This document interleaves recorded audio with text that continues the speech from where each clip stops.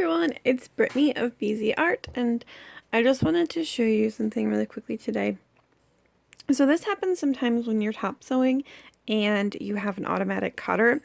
You can get areas like this on the back side where it kind of bunches up.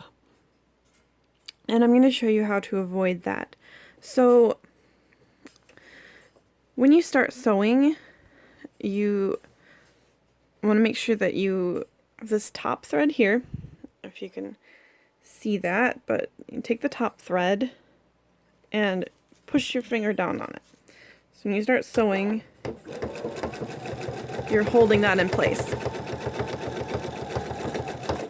And what this does is it prevents the top thread from getting sucked down underneath it and creating that kind of bird nest on the back of your plush or whatever it is you're sewing. So you can see these all start nice and neatly without that effect.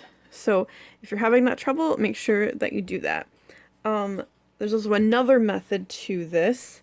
If I can find a piece of scrap, which really shouldn't be that hard given how messy my desk is. Alright, so you take your piece of scrap, and I'm not sure really what this is called. The way I learned it, it was called an anchor piece, but I've heard a couple different terms.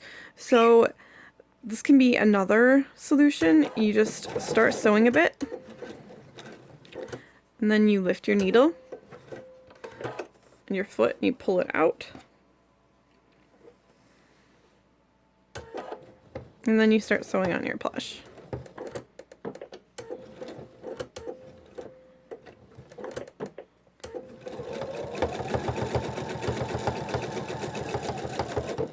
And this is the same effect, it just anchors that thread so that it doesn't get sucked underneath and cause that bird nesting effect.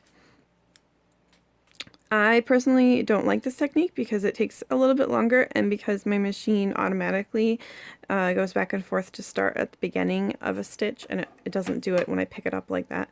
So anyway, there's two solutions to stop bird nesting underneath when you're top sewing.